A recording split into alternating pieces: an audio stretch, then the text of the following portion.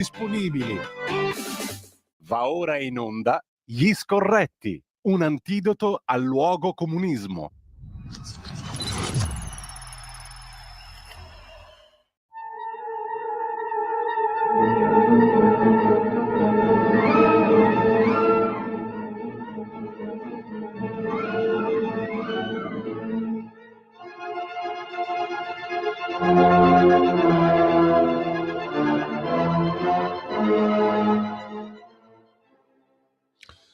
Buongiorno a tutte le ascoltatrici, buongiorno a tutti gli ascoltatori, buongiorno a Carlo Cambi che finalmente vedo anche dallo studio collegato con noi. Buongiorno Carlo, grazie per essere qui per un'altra puntata degli Scorretti.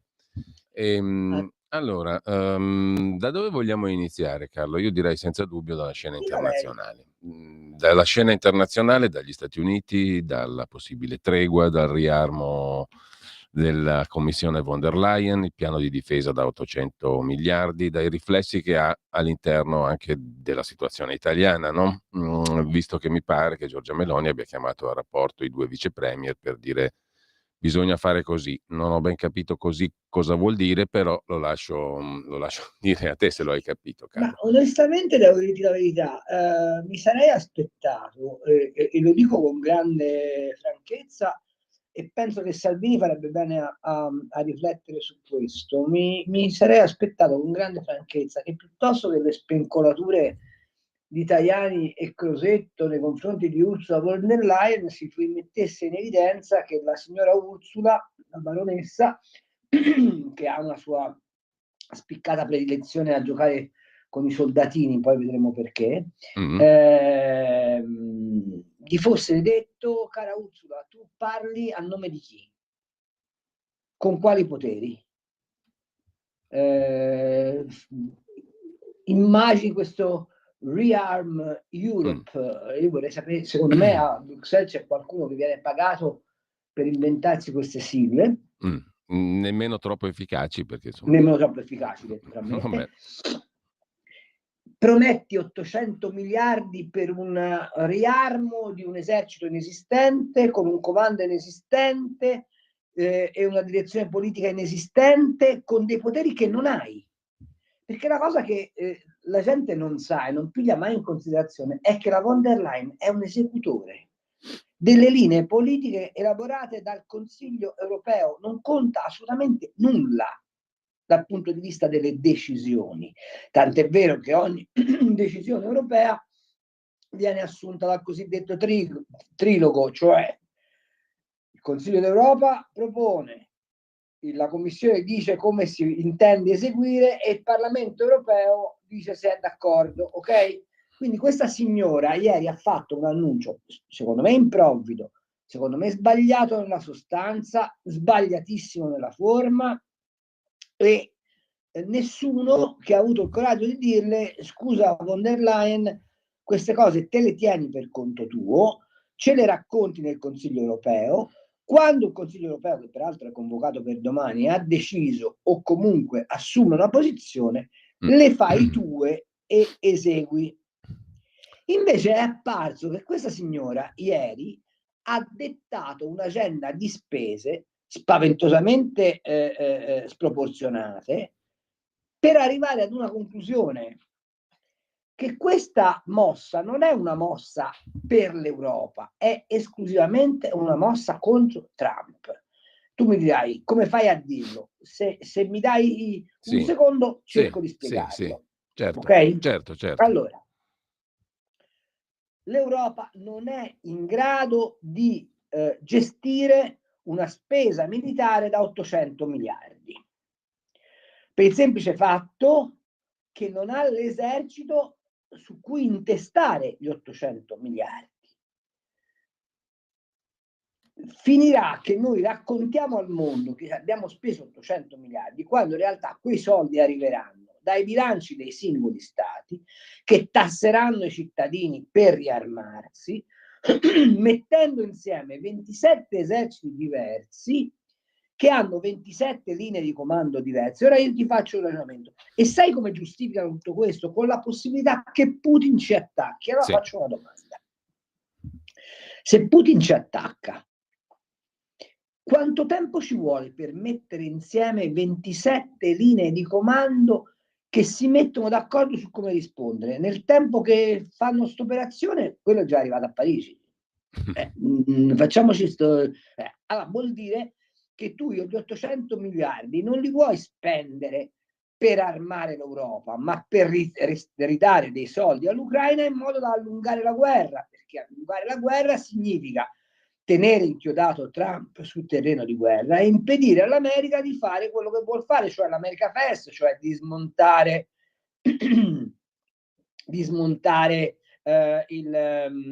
ti posso dire, il Green Deal, di smontare la cultura woke, di smontare tutto quel ciarpame sul quale l'Europa ha costruito il mainstream di se stessa.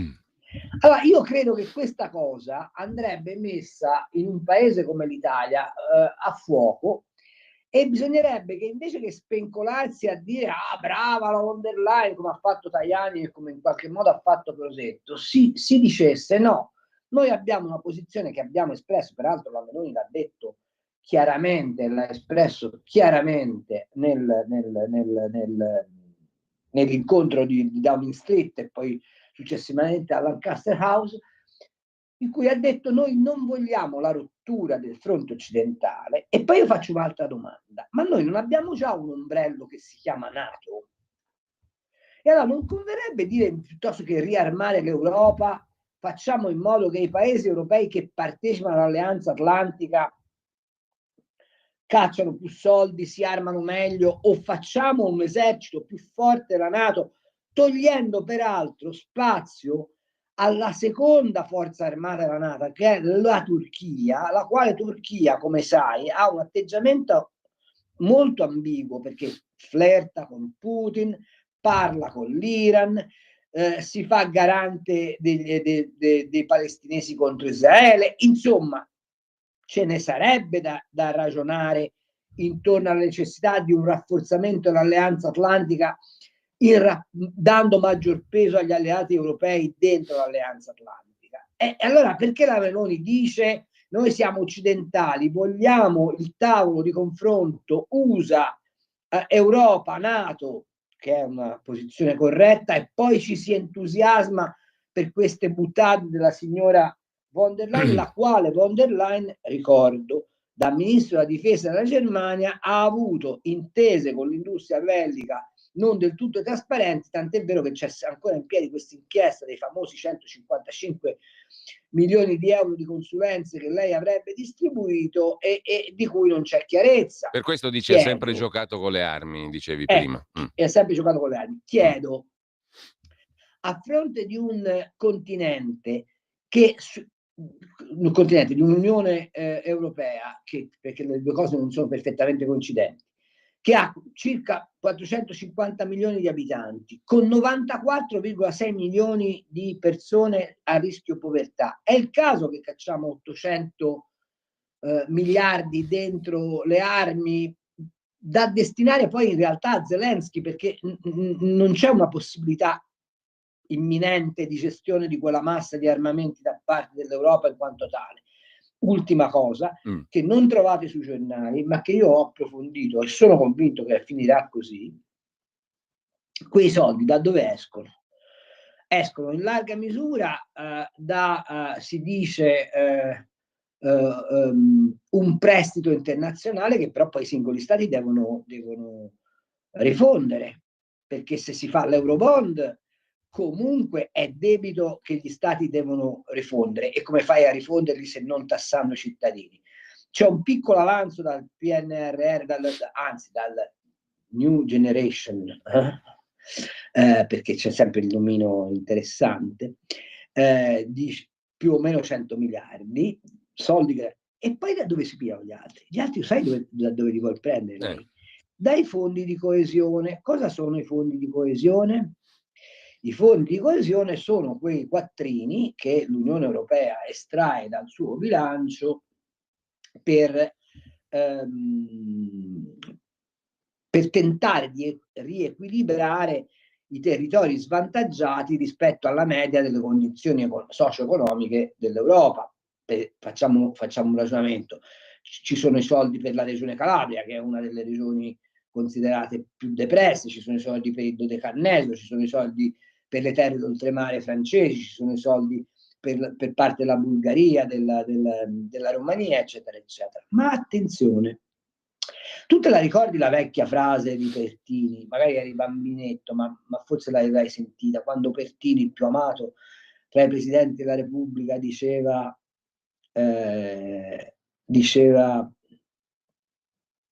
votate gli arsenali e riempite i granai. Sì, sì, me la ricordo. Ecco, loro fanno esattamente il contrario. Sai perché? Perché l'11 febbraio la signora von der Leyen ha mandato a tutti i parlamentari europei, a tutti i capi di Stato d'Europa, una letterina in cui dice bisogna cambiare i parametri del bilancio europeo. E che cosa vuol fare la signora von der Leyen? Dagli 8 fondi, quelli di coesione, quelli della politica agricola, li vuole ridurre a un fondo solo. E la lettera è accompagnata con questa nota: The status quo is not an option. Vuol dire che lo status quo, cioè gli 8 fondi separati, non sono una possibilità e che lei vuole assolutamente unificare questo bilancio. Ma se tu metti insieme PAC e fondi di coesione in un unico calderone, non capisci più quali soldi sono destinati alla coesione e quali soldi sono destinati alla PAC. E da quel fondo, che cuba, se lo metti insieme, 392 miliardi i fondi di coesione, 387 miliardi i fondi europei, e fai la somma, vengono fuori esattamente gli 800 miliardi che servono per le armi. Quindi è molto probabile che la signora von der Leyen abbia capito che può pigliare dai fondi agricoli i soldi che gli servono per le armi. E infatti io mi sono scritto un pezzo che spero che la verità pubblichi, che finisce così: se Mario Draghi disse agli italiani di fronte alla minaccia del gas russo scegliete tra la libertà e i condizionatori, Ursula von der Leyen è pronta a dirci al posto del grano accontentatevi delle granate. Bella storia, hai fatto un quadro chiarissimo, no? Poi ognuno lo valuterà per come ritiene, ovviamente, però è molto limpido il quadro che tu hai tratteggiato, però mi fa sorgere, Carlo, una domanda. Stiamo andando veramente verso un periodo di guerra a questo punto o è un piano che non camminerà mai sulle sue gambe? Il compagno questo Trump piano... stanotte ha detto che Zelensky gli ha dato mandato a trattare. Ovviamente gliel'ha estorto, ma questo lo sappiamo. Estorto, insomma, diciamo che ha fatto una pressione abbastanza decisa perché Zelensky si convincesse a questi miti consigli. Apro parentesi, c'è un'intervista oggi al sindaco di Kiev in cui il sindaco di Kiev riconosce: noi senza gli Stati Uniti non possiamo andare da nessuna parte, quindi è bene che Zelensky cominci a convincersi, il che significa che non esiste questo monolite dell'opinione pubblica ucraina tutta dietro, o anzi ucraina tutta dietro all'ex clown. Dice Trump che anche Mosca è pronta a trattare, a fare la pace. Dunque questa... Ma quindi scusami Carlo, se Mosca è pronta a fare la pace, non ha senso quello che ha detto von der Leyen, la grave natura delle minacce, le conseguenze devastanti che dovremmo sopportare se quelle minacce si realizzassero. L'ha messa giù durissima, no? Il futuro di un'Ucraina... Però la von der Leyen mi deve spiegare una cosa, perché sono gravi minacce quelle che non ha mai fatto Putin all'Europa. No, perché ripeto, io Putin ce l'ho sui coglioni una cosa finta, ma per me è un dittatore, perché qualcuno dice pure, cioè, voi Europa, andrebbe eliminato dalla storia. Detto questo, però è anche vero che il povero Putin ha semplicemente risposto, o perlomeno ha cercato di risolvere alla sua maniera, quindi in modo brutale, la crisi del Donbass, che si sa che è aperta dal 2014. Non è che però non facciamo... Allora, perché lì poi bisognerebbe raccontarla tutta la storia.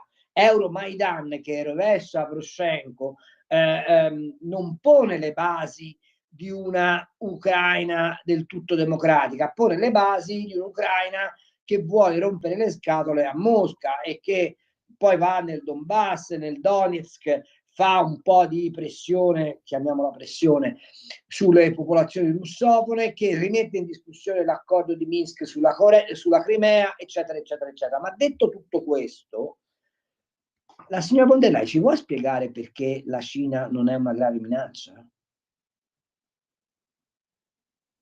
Perché voglio dire, lei flirta continuamente con Pechino, perché gli interessi tedeschi vanno verso Pechino, ma siamo proprio sicuri che la Cina sia così neutrale nei confronti dell'economia dei paesi europei? Perché la grave minaccia di Putin, io vorrei sapere dove si è sostanziata in Europa. Ha invaso la Polonia, rompe le balle alla Lituania, è lì che vuole ripigliarsi la Bulgaria, la Romania, vuole rifare il Comintern. A me non pare, onestamente, mi pare che Putin abbia posto due problemi. Uno, la NATO non mi aggredisca. Due, mi si riconosca il ruolo di superpotenza.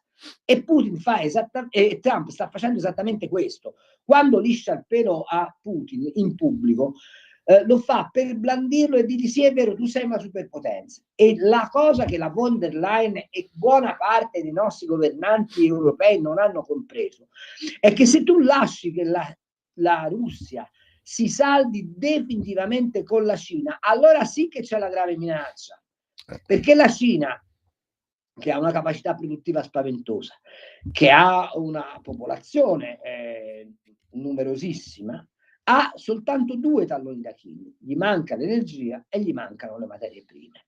Se la Russia diventa una dependance dalla Repubblica Popolare Cinese, la Cina ha risolto tutti i suoi problemi, perché c'ha un mercato più largo, c'ha il gas, c'ha le materie prime, c'ha un'area geografica sconfinata. Avete idea di cosa significa mettere insieme Cina e Russia dal punto di vista del mappamondo? Vuol dire che metà del mondo sta sotto l'unico regime.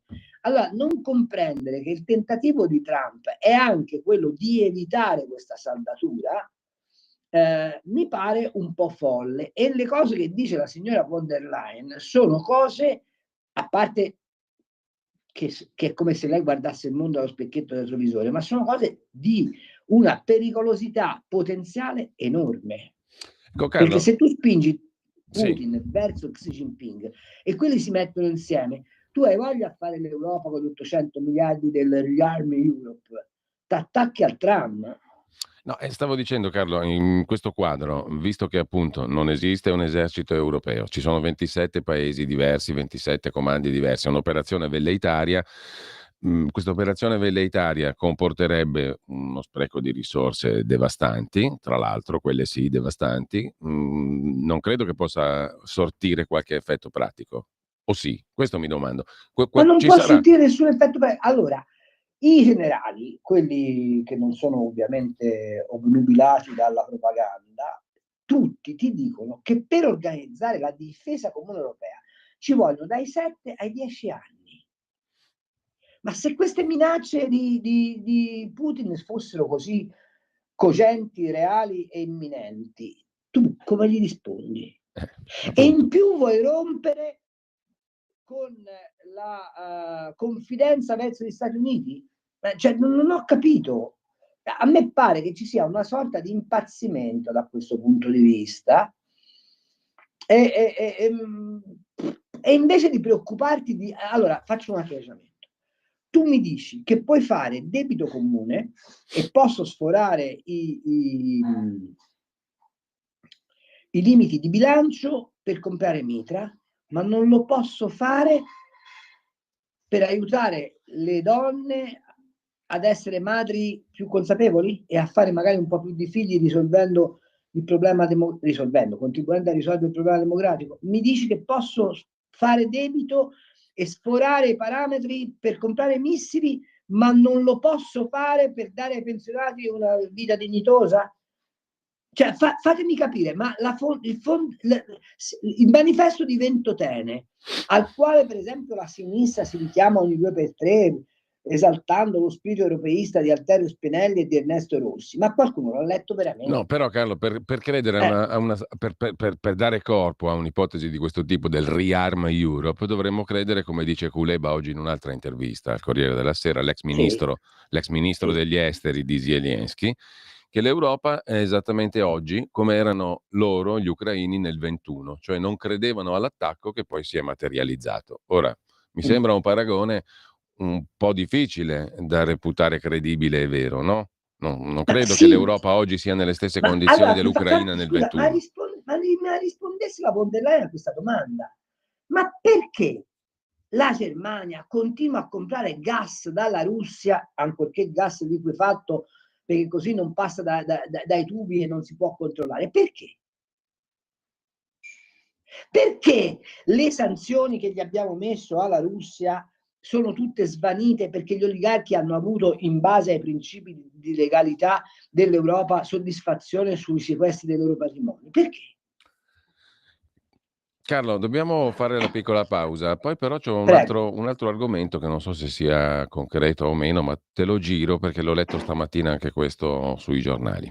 Tra Fammi poco. dire che Matteo Salvini in questa partita è quello che mantiene i nervi più saldi e che ha una visione, stavolta bisogna che glielo riconosca, e che ha una visione un pochino più aderente alla concretezza della realtà di molti altri. E questo, diciamo, è un punto importante anche per quanto riguarda l'Italia. Intanto tra pochissimo ritorniamo in onda. Stai ascoltando Radio Libertà, la tua voce libera, senza filtri né censure, la tua radio.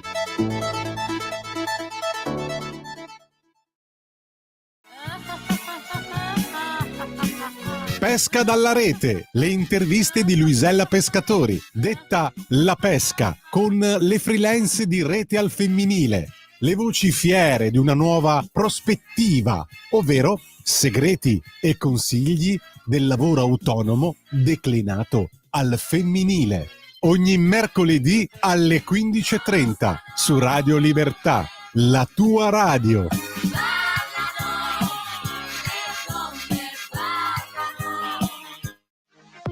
Per la tua pubblicità visita il sito radiolibertà.net. Rieccoci in onda con Carlo Cambi. La questione che volevo porti è questa qui, non so se sia una questione seria, concreta o meno. Comunque il Corriere della Sera oggi scrive da Londra che si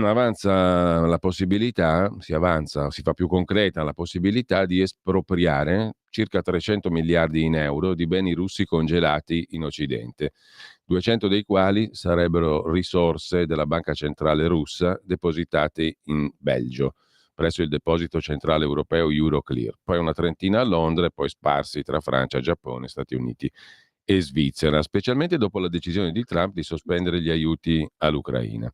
I paesi europei dovranno trovare le risorse per far fronte al buco lasciato dall'America e quindi l'esproprio dei 300 miliardi di euro di beni russi congelati. Questione seria o no? Manco per niente. Per capirci. Cioè, questi hanno già dimostrato di fronte alle corti europee e dei vari paesi europei che non è provato il nesso teleologico, scusami se uso un termine che si usa in diritto, tra le loro ricchezze e il sostegno a Putin.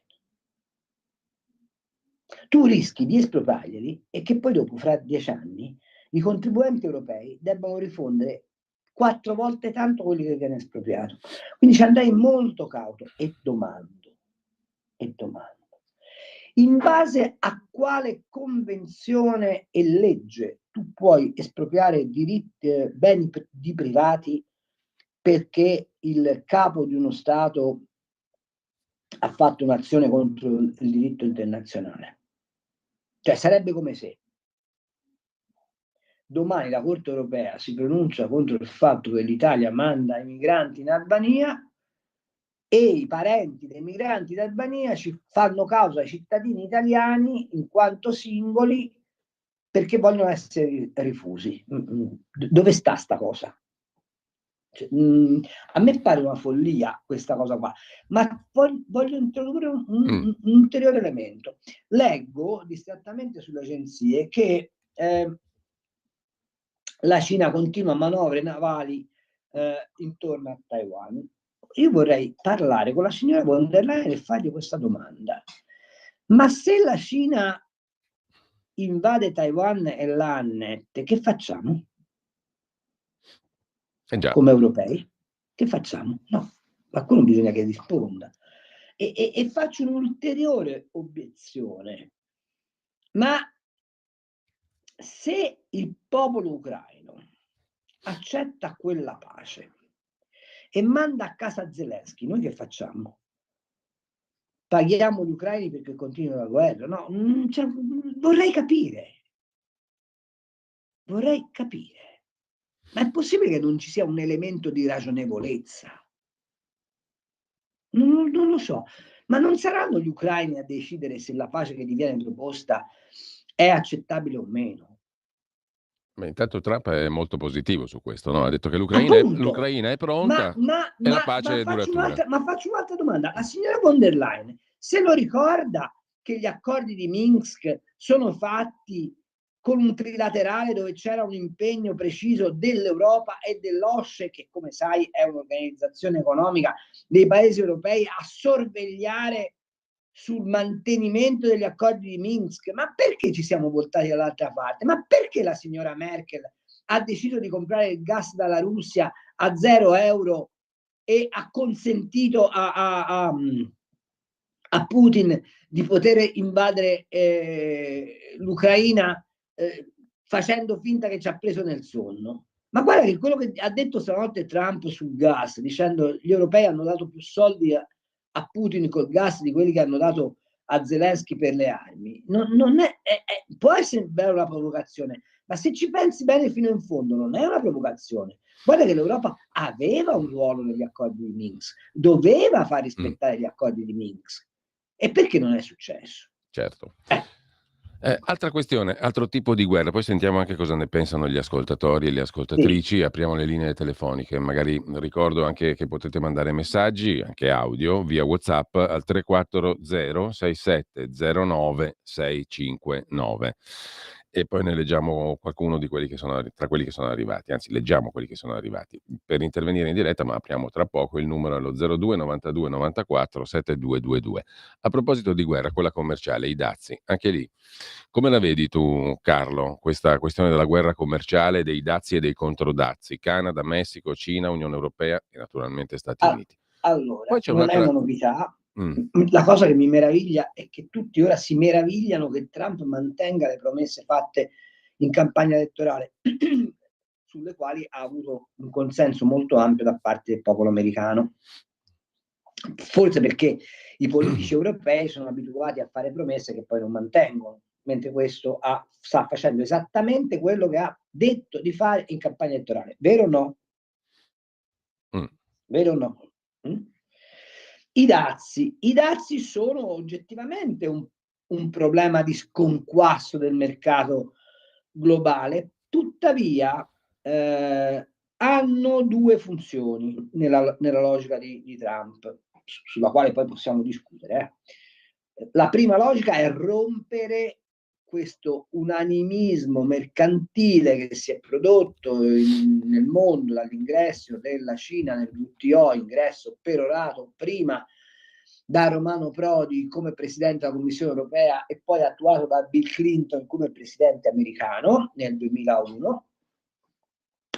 E questo unanimismo del commercio mondiale in realtà ha consentito alla Cina, alla quale non sono mai stati applicati dazi etici, di fare ciò che ha fatto, cioè di scalare l'economia mondiale, tant'è vero che oggi sapete la Cina è seconda nel mondo come economia e ha come programma, peraltro approvato dall'ultimo congresso del Partito Comunista Cinese, di sorpassare gli americani. E ora Trump che cosa fa? Più o meno cercando di intercettare questa crescita della Cina, applica dei dazi per tentare di frenare questa cosa.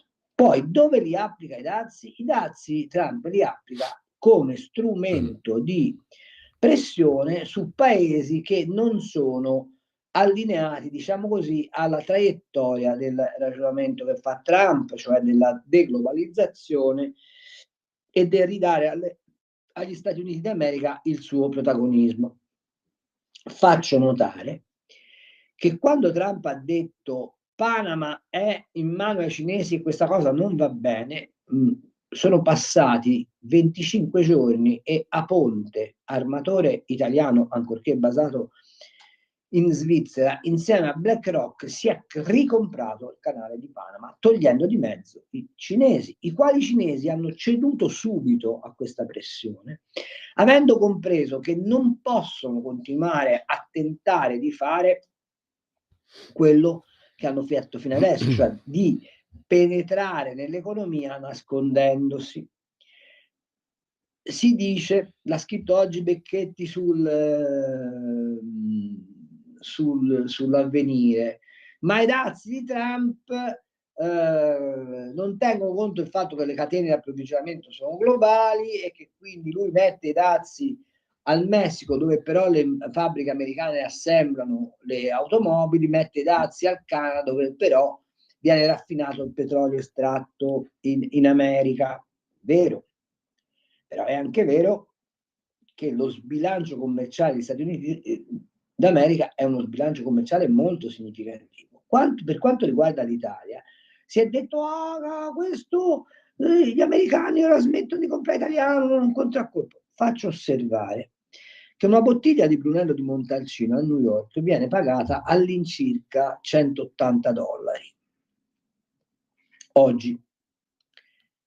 Se per effetto dei dazi andasse a costare $182, secondo te smettono di comprarlo?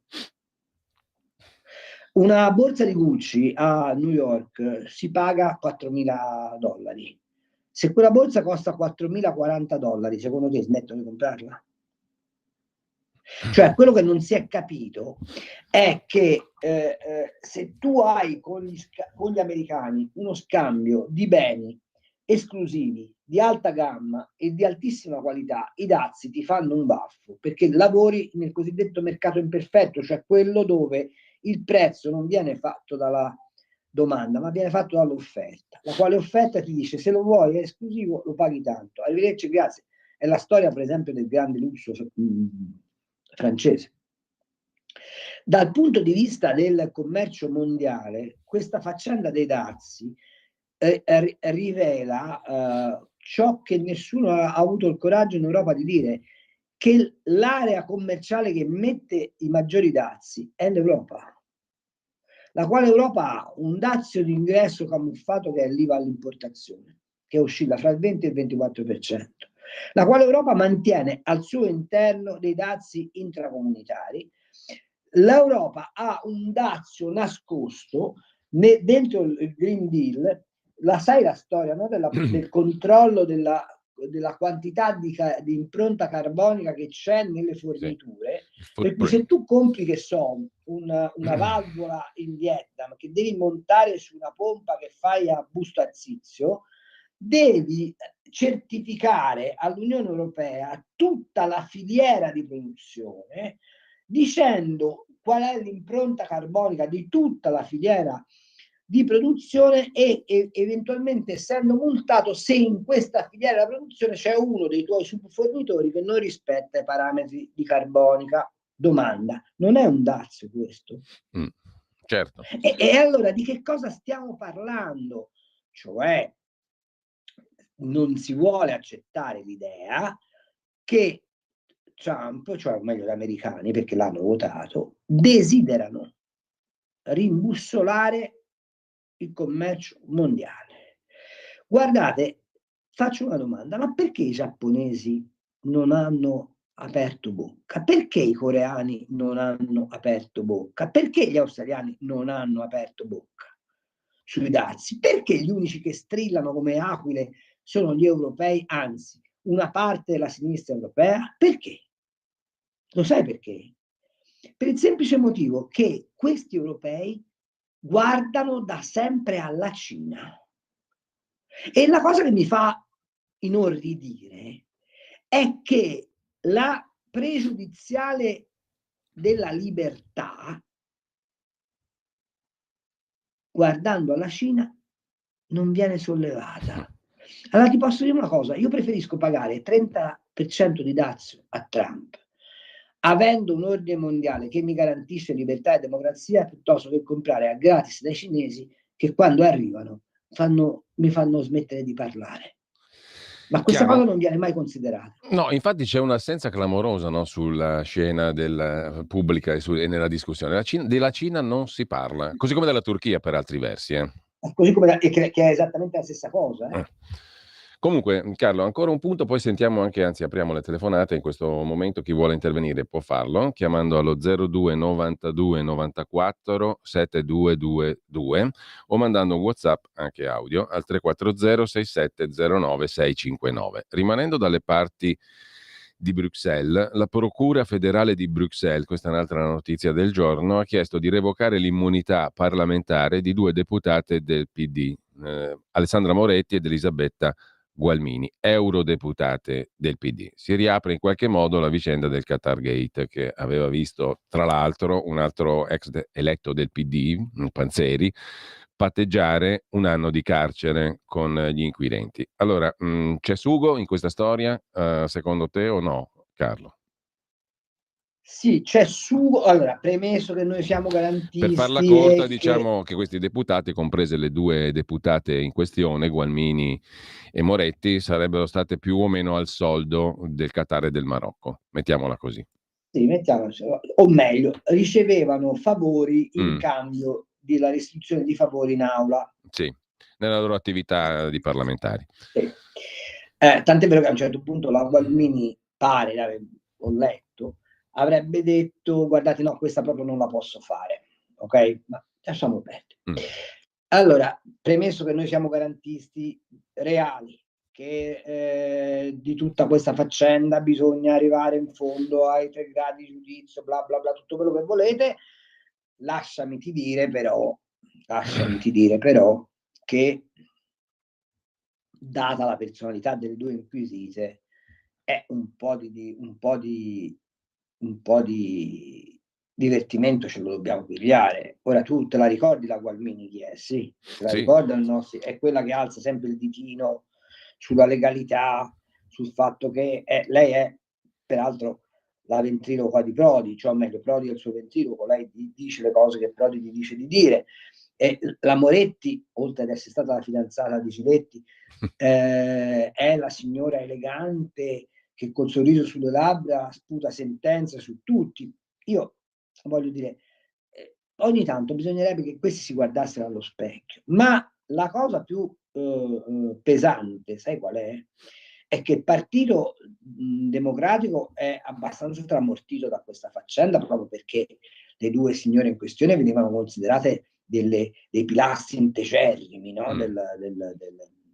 Della narrazione PD, ma soprattutto perché questa faccenda gli arriva in casa nel momento stesso in cui la Schlein ha detto che la von der Leyen ha sbagliato e chiede al PSE, cioè al gruppo parlamentare dei socialisti a cui il PD fa riferimento a livello europeo, di pigliare le distanze dalla von der Leyen. In questo momento il PD si trova a litigare con la von der Leyen, a litigare col PSE e avere 2 eurodeputate di peso particolare dal punto di vista almeno dell'immagine sotto schiaffo. Ecco, tutto questo che cosa ci fa dire? Che abbiamo una sinistra che non interpreta il suo ruolo di opposizione attraverso un'elaborazione politica, una piattaforma programmatica alternativa, eccetera, eccetera, ma che vive di slogan e che di fronte alla brutalità dell'attualità e alle svolte della storia si scioglie come neve al sole. Questo è l'aspetto più, fra virgolette, interessante per noi che non siamo allineati al PD, ma grave sostanzialmente dal punto di vista politico, perché sappiamo che non c'è una opposizione credibile sul piano dei contenuti. Allora, abbiamo 2 telefonate allo 02 92 94 7222, svariati messaggi che poi ascolteremo o leggeremo. Intanto pronto? Chi c'è in linea? Pronto? Buongiorno. Buongiorno Cainarca, buongiorno Cambi, dalla Sabina Buongiorno. Felix. Che aria fa a Rieti? C'è il sole, Ottima, è cominciata la primavera, che succede? Sole, ma un sole fresco. Il Terminillo è ancora innevato e quindi sono un po' bloccato a casa 15 giorni da una slogatura, quindi sono tutto... Ah, mi dispiace, vabbè. Senta Cambi, il problema io lo prenderei un po' più alla larga. Il problema della Cina, di millenaria, 5.000 anni di civiltà, per me sono tutte cazzate. Che ci hanno dato in fin dei conti questi? La polvere da sparo e la carta? La carta se ne può fare un uso che lei capisce al volo che cosa è. La polvere da sparo serve a uccidere. Va bene? Il problema è la comunità cinese, va bene, sono i cinesi che stanno qui in Italia. Sono una comunità molto chiusa che non si integra, che ha una rete ospedaliera clandestina, si curano tra di loro, non vanno negli ospedali italiani, si fanno giustizia tra di loro. Quando c'è la leggenda metropolitana dice che i cinesi non muoiono mai, effettivamente è vera, non si è mai visto una... Lo sapete perché? Perché chi muore lo scannano, lo fanno a pezzi, va bene, e con quei documenti ci fanno entrare altre centinaia di persone. E questo è uno scandalo che è successo a Roma alcuni anni fa, perché siccome a noi ci paiono fisionomicamente tutti uguali, con gli stessi documenti entrano altre persone. Sono una comunità molto oscura e poi c'è questa leggenda metropolitana, sì, ma al lavoro non si danno da fare, ma tra di loro. Quando noi parliamo di integrazione razziale, di integrazione, l'unica comunità oscura, impenetrabile, è quella cinese, e in più c'è pure delle stazioni di polizia clandestine, va bene, comandate dal Partito Comunista Cinese, c'è stata un'inchiesta alcuni anni fa, va bene, quindi con il beneplacito delle istituzioni italiane che per quieto vivere, per i commerci con la Cina non lo denunciano. Stazioni di polizia clandestina del Partito Comunista Cinese, va bene? E quindi è un problema proprio di popolo, è un popolo che non si integra, oscuro, vive in un mondo a parte. L'altro giorno c'è stato un regolamento di corsi a Prato, se ne è parlato un giorno, si sono scannati tra di loro, tra i vari gruppi mafiosi loro, e non ne parla più nessuno, perché anche la stampa italiana è servita. Bene, Mario, grazie, dobbiamo passare alla prossima telefonata. Grazie a Mario da Rieti. Pronto? Buongiorno, sono Marco da Mantova. Buongiorno. Che l'Europa stia guardando alla Cina anche come governo, come metodo governamentale, questo è un dato di fatto da anni, altrimenti non si capirebbe il perché dell'apertura praticamente sconsiderata al dumping cinese, tutto il resto, alle merci cinesi. Ma secondo me la Ursula von der Leyen ha un altro progetto, oltre al fatto che oggi men che meno può andare d'accordo con un governo repubblicano, quindi con Trump, proprio per un discorso ideologico, repubblicani di destra, liberisti, mentre in Europa sostanzialmente c'è la socialdemocrazia.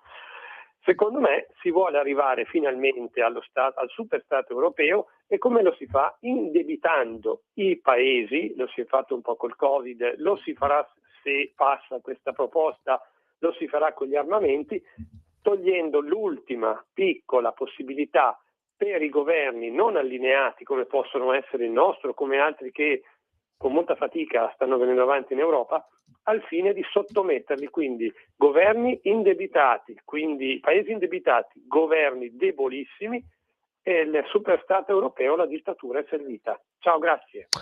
Allora, c'è ancora una telefonata, Carlo, poi ti lascio la parola. Pronto? Sì. Ciao Giulio, sono Vito. Buongiorno, Io, Vito. come persona del popolo, magari alcune cose non le capisco. Abbiamo seguito l'America in tante guerre, dall'Afghanistan a tutte le altre. E ora l'America sta riprendendo i commerci con la Russia. Certo, la Russia non ci vuole invadere con i suoi prodotti come la Cina, e non capisco perché noi rimaniamo con il cerino in mano. Noi, popolo, siamo stati danneggiati, non la Russia, per tutte le cose che abbiamo bloccato, il gas e le altre cose. Ora l'America riprende i commerci e noi che facciamo?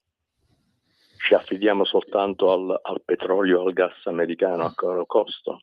Quindi se come Europa non c'è la lungimiranza in questo, noi come Stato continuiamo a seguire l'Europa, è una mia domanda. Forse mi sbaglio, comunque rispondetemi voi. Ciao Giulio. Grazie Vito. Carlo. Allora, su quel che riguarda i cinesi, sì, è vero, la comunità cinese è chiusa, ma non è quello il problema. Il problema è quello che succede a Pechino, anche perché gli italiani farebbero bene allora a smettere di frequentare i centri massaggi dei cinesi. A Milano ce n'è uno ogni 20 metri. Sì. No, questa è una battuta. Per cui che riguarda l'ultima telefonata, sì, è vero, ma noi in realtà dalla Russia prendevamo gas, ma gli vendevamo un sacco di roba. Guardate che la Russia è un paese importatore netto di beni finali, cioè non è che è un paese che ha una sua industria particolarmente, cioè, chiedetelo a tutto il comparto del lusso, chiedetelo a chi fa vini, chiedetelo a chi fa automobili di lusso, che cosa ha significato rinunciare al mercato tedesco, ma chiedetelo a Orcel, l'amministratore delegato di Unicredit, che cosa ha significato uscire dal mercato bancario finanziario russo. Abbiamo avuto dei contraccolpi molto duri. Era giusto farlo? Probabilmente sì, dal punto di vista del come posso dire, della coerenza legalitaria rispetto al diritto internazionale. È sbagliato continuare oggi a ritenere che quella sia l'arma giusta, perché ripeto, poi c'è qualche paese europeo, in particolare la Germania, che su questa roba ha giobbato, ha fatto il furbo. Un'altra cosa che nessuno vi racconta mai è la triangolazione dalla Turchia, cioè la Turchia compra l'Europa, poi la Turchia rivende alla Russia. Cioè, voglio dire, abbiamo scherzato da questo punto di vista. Ci conviene non seguire i paesi europei? Sì, ci converrebbe, ma non lo possiamo fare perché stiamo completamente dentro l'Europa, a meno che, ripeto, nel Consiglio europeo non troviamo la maniera di costruire una maggioranza alternativa a questa follia bellicista che ha preso la signora von der Leyen, la quale non parla nell'interesse dell'Europa. Io vorrei che fosse chiaro. A fronte della del ritrovato protagonismo americano, ancorché in maniera dirompente come sta facendo Trump, ci sono due paesi, la Francia e la Germania, che pur essendo profondamente in crisi, la Germania dal punto di vista economico ma anche dall'assetto politico, la Francia totalmente priva di guida perché Macron ormai non ha più alcun consenso popolare, ne approfittano per riaffermare la loro egemonia in Europa, portando l'Europa su sponde opposte a quelle degli Stati Uniti d'America. È quel gioco lì che noi dobbiamo cercare di rompere in Europa. Dopodiché, rotto quel gioco, ai cittadini può tornare il ristoro di avere una situazione economica migliore, perché pacificati i mercati e soprattutto ritrovata la fonte energetica che ci arriva dalla Russia, possiamo migliorare la nostra condizione. Fatemi fare soltanto una notazione. Noi abbiamo smesso di comprare il gas dalla Russia perché sono brutti, sporchi e cattivi, perché hanno invaso l'Ucraina. Ma sapete da dove lo compriamo il gas? A parte quello che prendiamo gas liquefatto dall'America, che ci costa moltissimo. Lo prendiamo dall'Azerbaijan, che ha fatto secchi gli armeni. Già. E lo prendiamo da alcuni paesi arabi dove la democrazia non è mai esistita. Allora la domanda è: non prendiamo gas russo dall'autocrate Putin, che è un cattivone perché ha invaso l'Ucraina, e questo è vero, però poi sappiamo che ci dobbiamo approvvigionare di energia e la andiamo a pigliare comunque da paesi che hanno o delle macchie diciamo così, dal punto di vista dei diritti umani o in assenza di democrazia. Perché non si parla mai di questo? Ma soprattutto perché l'Unione Europea non dice: facciamo un enorme piano di investimenti sul nucleare per diventare energeticamente indipendenti. Ma vedete, se tu fai questo ragionamento, ti scontri poi con il nuovo comunismo green, ti scontri con tutto il cerpame sinistro, eccetera, eccetera, eccetera, e diventa complicatissimo gestire l'Unione Europea. Quindi conviene andare avanti a colpi di slogan, di buone intenzioni, salvo poi dare pessimi esempi come questi 800 miliardi che la baronessa vuole impiegare per comprare le fionde. Allora, abbiamo un bel po' di messaggi che sono nel frattempo arrivati. Cominciamo con 2 audio messaggi. Sentiamo il primo. Ma perché sia Clinton che Prodi hanno permesso alla Cina di entrare nel mercato mondiale, decretando così la morte delle industrie sia nazionali che americane? Grazie. L'ingresso della Cina nel WTO. Poi abbiamo un altro... Vabbè, dopo rispondo. Poi un altro messaggio, poi ti lascio la parola, ma ce ne sono altri ancora. Vai. Buongiorno Carlo, buongiorno Giulio. Come sempre con voi spunti a iosa. Volevo dire, il primo che mi viene a dire che noi europei siamo una democrazia, gli cicco in un occhio, DPCM, il signor Conte, l'avvocato del popolo. Da domani non potete più uscire di casa, dovete stare attenti, andate a trovare soltanto, che ne so, i parenti stretti. Vabbè, uno che dice una cosa del genere è coglione di natura. Poi arriva la von der Leyen, manco fosse Norimberga dal pulpito, 800 miliardi per le armi. Questi qui oramai, gli organismi sovranazionali che comanderanno tutti, noi compresi, sono antidemocratici. Aspettiamo soltanto, forse abbiamo schivato la dittatura del green, come vedete il presidente della Deutsche Bank, ma andassero. Carlo, velocemente, poi abbiamo un altro messaggio. Allora, Cina WTO, ci sono gli atti che parlano. La Cina WTO è entrata perché nel 2000 Romano Prodi, presidente della Commissione europea, va a Pechino e dice ai cinesi: vi do una straordinaria opportunità, vi apro il mercato europeo, che è un mercato enorme, sarete contenti. L'idea qual era? È che la Cina fosse la fabbrica del mondo, che loro avrebbero fatto manufatti a basso valore che noi avremmo importato, li avremmo ritrasformati e li avremmo rimandati guadagnando dei soldi. Esatto, è finita con un'altra maniera.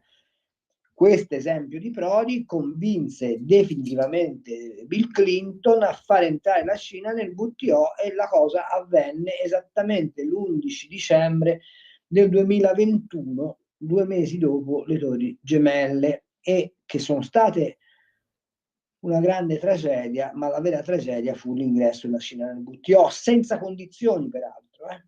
Allora, dobbiamo fermarci un Quanto attimo. L'Europa della democrazia, sì, hai ragione. Vabbè, DPCM sappiamo che è stato anche sanzionato come strumento. La von der Leyen, l'ho detto prima, si comporta come una che abbia un potere diretto del popolo. In realtà la signora von der Leyen dovrebbe essere la mera esecutrice delle volontà espresse dai governi, i quali governi sì sono eletti dai popoli. Pausa delle 10:30. Stai ascoltando Radio Libertà, la tua voce libera, senza filtri né censura. La tua radio. Lo amiamo perché ci offre sempre le cose più buone e naturali. Linea Alberto Acerbis. Cari amici, care amiche di Radio Libertà, un saluto da Alberto Acerbis. Questo era il periodo in cui nonno mi diceva: Alberto, gonfà l'olio bu e il ve a galo, cioè prima diceva l'olio bu ve sempre a galo, cioè l'olio buono viene sempre a galla, e poi diceva gonfà l'olio bu e il ve a galo, cioè abbiamo fatto un olio buono e lo vediamo affiorare. E affiorare cosa vuol dire? Parlare del fior d'olio. Allora io, chiaramente è la solita storia, ve la ripeto da tanti anni, lo so, vi ho rotto anche un po' i marroni, ma va bene, dovete sopportarmi, supporto anch'io tante persone che voi dovete sopportare me. È chiaro che è per coloro il fior d'olio che pensano l'olio extravergine di oliva come qualcosa che fa la differenza. Se uno pensa ma sono tutti uguali, chi se ne frega, va bene, ma però per coloro che trasformano lo spaghettino del 5 con un po' di pomodoro italiano, un po' di formaggio italiano in un piatto importante, devono usare un olio importante, fa la differenza. Riscoprite i sapori di un tempo con l'olio Acerbis, in modo particolare il fior d'olio, 4 lattine da 1 litro, di più non posso, non chiedetemi di più, non posso. 78 euro il trasporto non lo pagate. Acidità bassissima, dolcissimo, straordinario. Mettetelo via perché il parentado ve lo ciula, ve lo porta via. Attenti. Come gusto, un gusto molto leggero, molto fruttato. Profumo, vi ricordate quando si andava in Camporella, cioè nel senso col plate, con gli amici, vino bianco, formaggio, salame, e c'era quel profumo di erbe intorno a noi? Ecco, ricorda molto quell'odore. L'erba appena tagliata dopo un temporale, una cosa meravigliosa. Insomma, io non ne ho per tutti, mi dispiace, tanti rimarranno senza. Se volete questa mattina 030 78 40. No, ho sbagliato, ferma. Questa mattina 030 68 40 408 il telefono, 78 euro 4 lattine, oppure ordinate tramite il sito olioacerbis.com. Vabbè, è andata così. Buona mattina, buona informazione.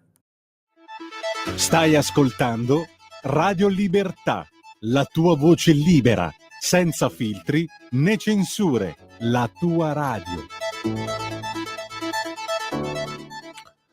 Allora, torniamo con Carlo Cambi in diretta, messaggi al 340 6709 659 ancora da leggere. Un ascoltatore, Marco da Modena, ce l'ha con Aponte, che non è italiano, è svizzero e tutte le sue aziende hanno sede in Svizzera. Poi un altro messaggio: la differenza fra Trump e le alte cariche europee è che Trump è stato eletto con grande scelta popolare. I politici europei messi lì senza voto, quelli che sono stati votati sono i perdenti alle elezioni nazionali dei rispettivi paesi, scrive l'ascoltatore. Emilio da Mozzate: stanotte ho ascoltato su Rai 3 verso le ore 3 il discorso integrale di Trump. A Radio Libertà suggerisco di ritrasmetterlo, è quanto la Lega dice da 30 anni. Un punto toccato relativo all'autismo, prima 1 su 10.000 bambini, ora 1 su 36.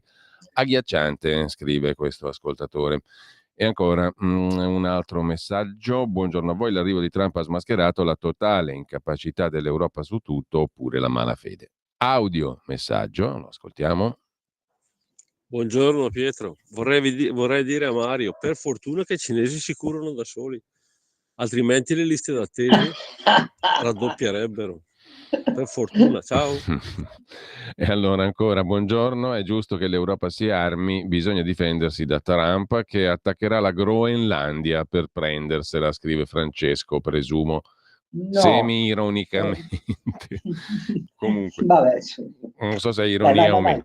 Comunque, audio messaggio. Diciamo una volta per tutte perché la Russia ha invaso l'Ucraina, perché nel Donbass c'è rinata una guerra civile che è durata tantissimi anni attraverso l'esercito ucraino nazista, che ha ucciso la popolazione, ha fatto 14.000 morti. Poi hanno fatto il trattato di Minsk, però che non è stato rispettato. Ecco che la Russia è intervenuta a difesa del popolo del Donbass filorusso. Anna Maria da Vicenza.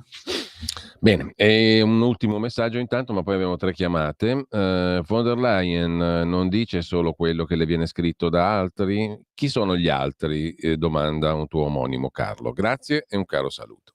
A te la parola, Carlo, poi sentiamo anche le 3 telefonate in attesa. La von der Leyen obbedisce sostanzialmente a un solo padrone, che è Berlino e in particolare al PPE, e poi cerca di mediare con gli olandesi, i danesi e i lussemburghesi, perché lei ha una particolare predilezione per tutto ciò che è finanziario. Sapete che mi viene in mente una cosa? Che la von der Leyen ha un emulo in Italia. Vuoi sapere chi è? Chi è? La Lilly Gruber. Interessante il paragone, perché? Perché la Lilly Gruber è una che sta a sinistra, fa tutte le polemiche, eccetera, eccetera, però poi va da Bilderberg, scrive dei post in cui dice che i giornalisti con la schiena dritta devono raccontare tutti i fatti, ma di quello che succede dentro Bilderberg non ci ha mai detto niente, perché è vincolato al segreto. Ce l'ha contro il capitalismo, però ogni 2 per 3 mostra in trasmissione orecchini e penne. Da 30 a 40.000 euro. Comunque va bene. E quindi la von der Leyen gli assomiglia molto, sarà perché sono di origine teutonica entrambe. Detto questo, voglio rispondere a chi dice della Groenlandia con un sondaggio che hanno fatto in Groenlandia. L'84% dei groenlandici, non so come si dica, peraltro parliamo di 50.000 persone, vuole l'indipendenza dalla Danimarca. Di questo 84% ce n'è un 15% che è pronto all'annessione con gli Stati Uniti. La cosa che loro vogliono è potersi autodeterminare rispetto alle loro risorse, che sono risorse molto importanti, svincolate dalle logiche della comunità europea che li permea attraverso Copenaghen. E questi sono i fatti, diciamo così. Mi ero perso Gianni da Roma, le chiedo scusa e leggo il suo messaggio, il suo WhatsApp. Ricapitolando, Mr. T-shirt allo studio ovale dice: io voglio e voi mi dovete dare. Il biondone... Non è Mr. T-shirt, quello è un presidente mimetico, occhio. il biondone lo caccia praticamente a pedate, l'armata branca Ue Leone lo glorifica al grido ci pensiamo noi, il biondone interrompe la fornitura d'armi e Mr. T-shirt dichiara di essere prontissimo a lavorare con Trump. Corretto? Chiede Gianni da Roma. Absolutely yes. Allora, 3 telefonate, intanto in attesa, chiedo scusa per l'attesa, ma le passiamo in ordine. Pronto? Sì, pronto, buongiorno. Sono Buongiorno. Giampaolo Bernasconi da Faloppo in provincia di Como. Buongiorno Gianpaolo. Buongiorno. Senta, volevo dire 2 cose. Uno sul discorso della Cina e della mancanza di libertà di parola in Cina. E logicamente i cinesi quando vengono qua portano le loro abitudini. E comunque la mancanza della censura, la mancanza di parola in Italia, la mancanza di libertà di parola in Italia è molto diffusa. Basta vedere cosa fa Radio 24, cosa fa Lombardia che censura le telefonate degli ascoltatori a differenza di questa rete. Io quando telefono faccio sempre nome e cognome. Poi volevo dire, Vance quando è venuto in Europa ha fatto presente che uno dei punti di svantaggio dell'Europa è che non c'è la libertà di parola. Poi volevo dire una cosa sul commercio internazionale, che giustamente Cambi diceva che Bill Clinton è il padre dell'entrata del WTO della Cina. È molto semplice, c'è gente come i giornalisti del Financial Times che per 20 anni hanno scritto parole a favore della globalizzazione, adesso devono fare retromarcia, non la vogliono fare, non vogliono riconoscere gli errori e quindi odiano Trump, che è l'unica ancora di salvezza che abbiamo. Grazie, buongiorno. Grazie, altra telefonata, pronto? Buongiorno. Buongiorno Gianni da Genova, ciao Giulio, un Buongiorno, saluto Gianni. e un abbraccio anche a Carlo. Prego Gianni. Pronto? Sì, prego Gianni, grazie. Vorrei diventare un cittadino groenlandese perché parlando di autodeterminazione sono delle reminiscenze che ormai sono scomparse. Fa freddo Gianni, quanto riguarda la questione appunto è tragica e che non contiamo letteralmente un bel cacchio. E di politica non ce n'è più in questo paese da tanto tempo, purtroppo anche da parte della Lega, e siamo asserviti ai poteri sovranazionali. C'è poco da dire, poco da fare. Ha ricordato bene Carlo, noi prendiamo il petrolio adesso dall'Azerbaijan che sta facendo dei crimini inenarrabili nei confronti del popolo armeno, quello va bene. Vittoria Nuland, ricordiamoci tutti cosa disse, forti più Europa, e questo sta avvenendo con il servilismo anche da parte dal Quirinale e da tutti gli organismi preposti per fare il bene del proprio paese, che non lo si fa assolutamente, si sta massacrando le piccolissime imprese con la burocrazia.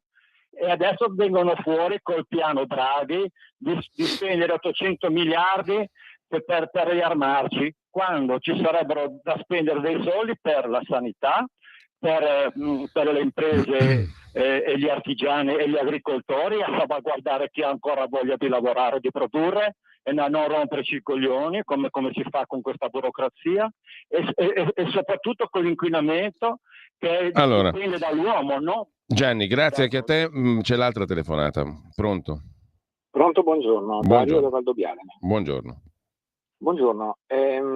Volevo ricordare, qualche anno fa, pochi, si è presentato il vile affarista a fare il Presidente del Consiglio, applaudito da quasi tutti i partiti tranne Fratelli d'Italia, che poi nelle successive elezioni, una volta vinto, è stato incensato da questo stesso losco figuro, no?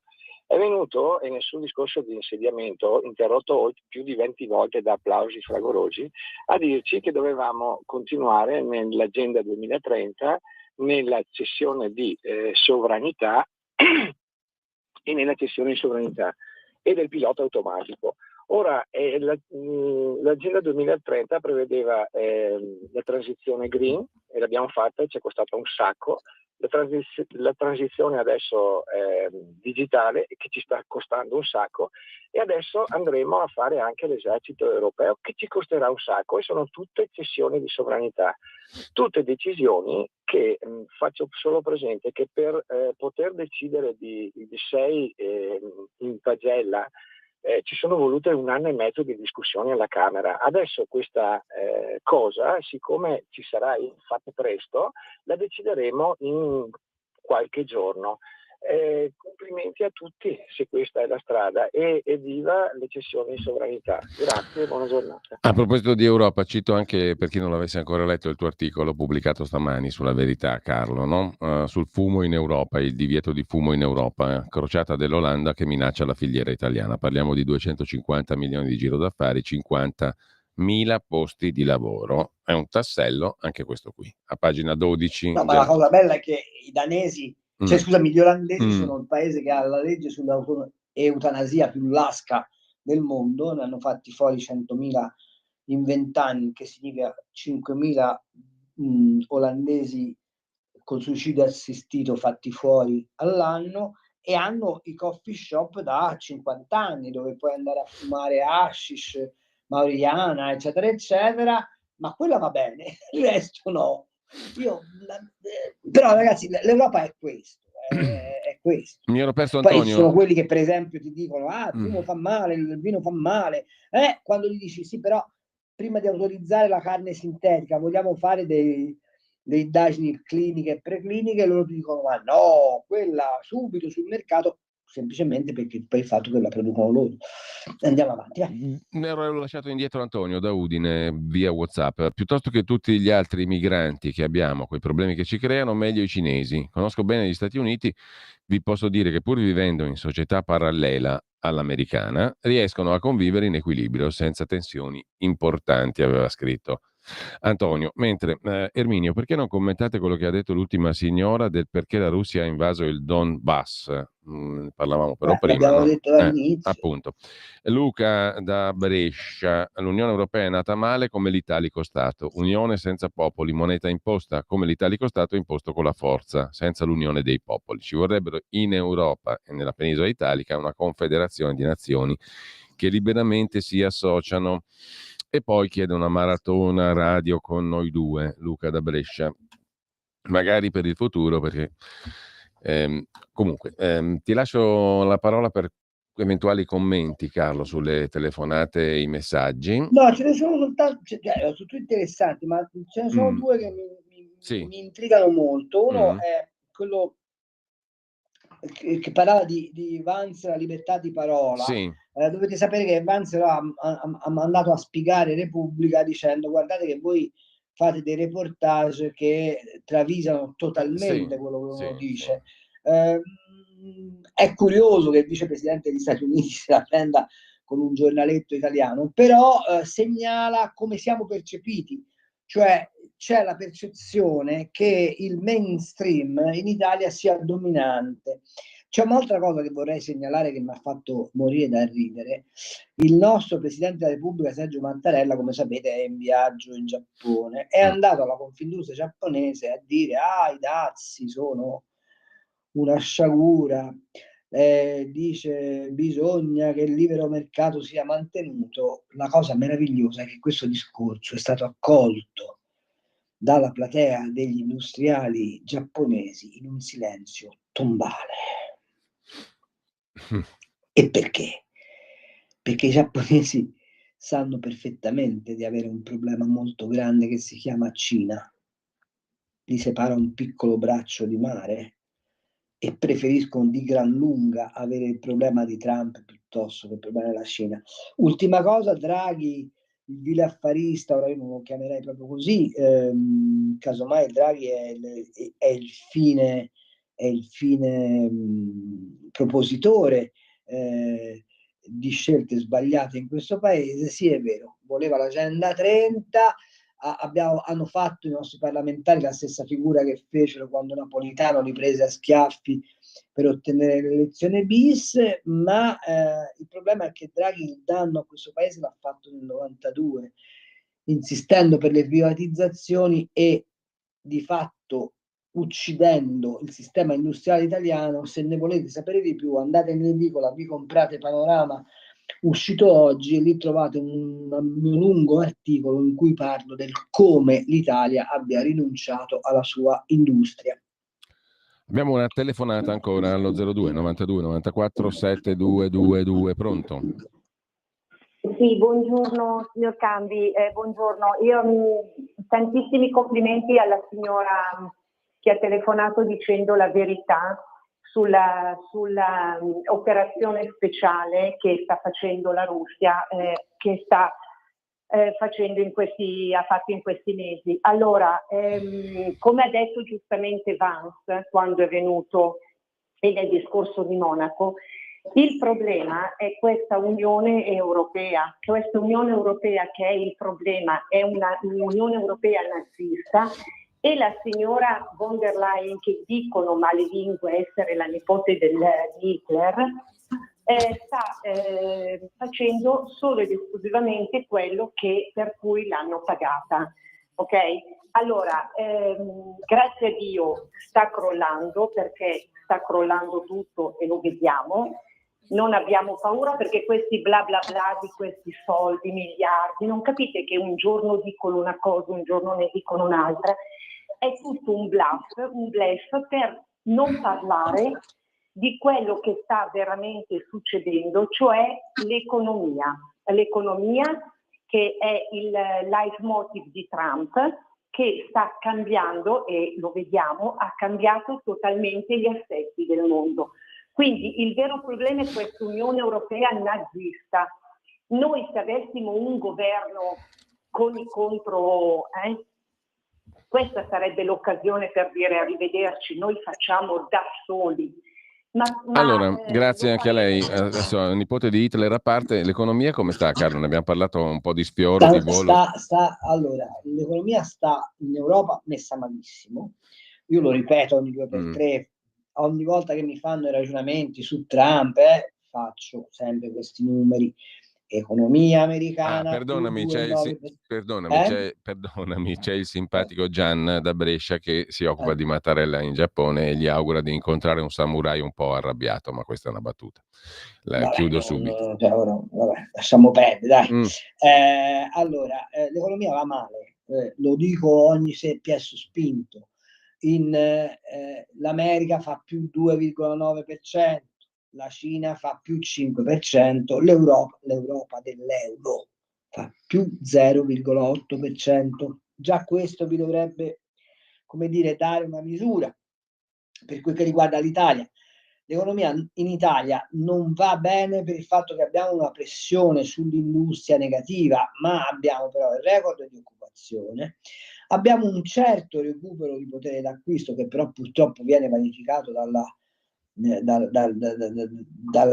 caro energia, diciamo così, perché anche lì c'è stata questa follia del dire no al nucleare dopo Chernobyl. Bisogna che ogni tanto il popolo italiano però si pigli anche la responsabilità delle sue idiozie, perché ogni tanto è vero che i nostri governanti non sono di straordinaria caratura, ma è anche vero che ogni tanto il popolo italiano abbocca come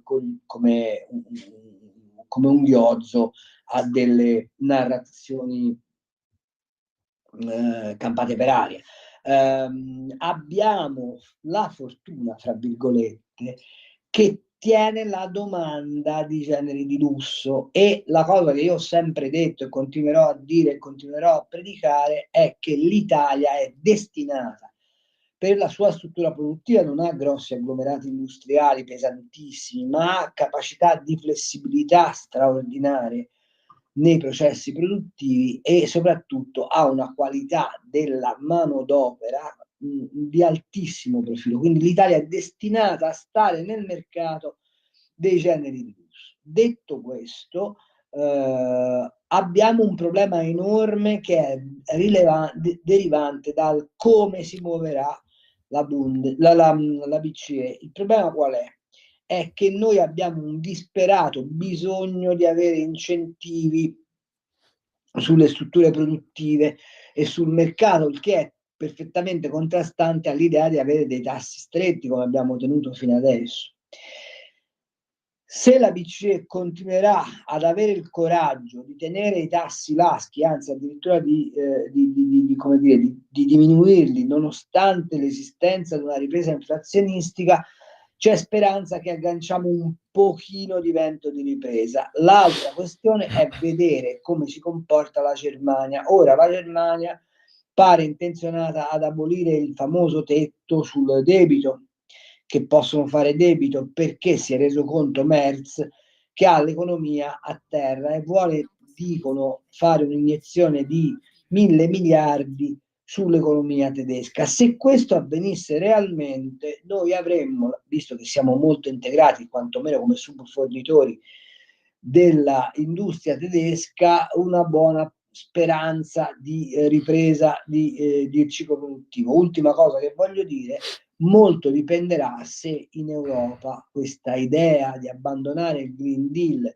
diventa realtà o se, come purtroppo io temo, rimane uno specchietto per l'allodole, perché per esempio già il fatto di aver detto che sull'automotive, cioè le famose multe alle case automobilistiche che producono motori endotermici, vengono spostate di 3 anni ma non abolite, non mi fa stare particolarmente tranquillo.